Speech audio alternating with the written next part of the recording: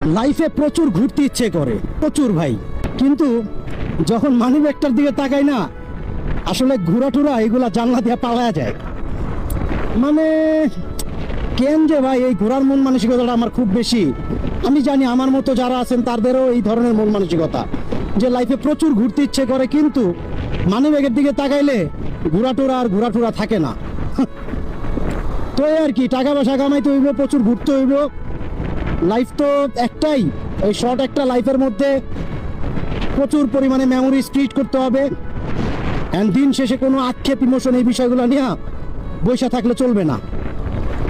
মানে লাইফে এমন ঘুরতে হবে যে ঘোরাগুলোর জন্য হলো আপনি মৃত্যুর আগ পর্যন্ত একটু চিন্তা করবেন চোখটা বন্ধ করে, যে লাইফটা খুব বেশি সুন্দর ছিল আমার।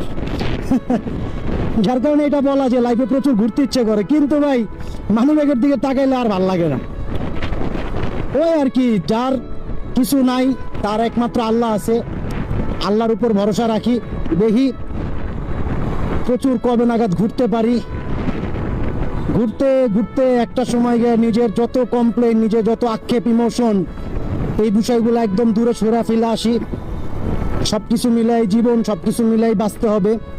আর ঘোরাটা হলো গিয়া ভাই একদম মানে ইম্পর্টেন্ট, যেটা আসলে আপনার নিজের জন্য খুব বেশি দরকারি।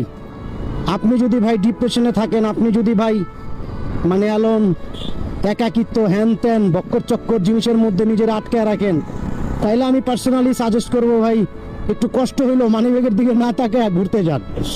যেখানেই যান চোখটা বন্ধ করা, নিঃশ্বাসটা ছাইরা সুন্দর মতো নিজেরে নিজে একটু এক্সপ্লেইন করার চেষ্টা করেন, একটু চিন্তা করেন যে যা হচ্ছে যা হবে সব কিছুই আপনার ভালোর জন্য হবে। যেটা আপনার জন্য না সেটা আপনি হাজার চেষ্টা করলেও পাবেন না, এটা যেই হোক না কেন। অনেক সময় সব কিছু নিয়ে আমরা ডিপ্রেশনে থাকি, সব কিছু এভারেজ নিজের লাইফ নিয়ে ডিপ্রেশন, নিজের এইটা সেইটা সব কিছু মিলেই একটা ঝামেলার মধ্যে থাকতে হয়। তো এই ঝামেলাগুলো বেশি দিন স্টে করবে না।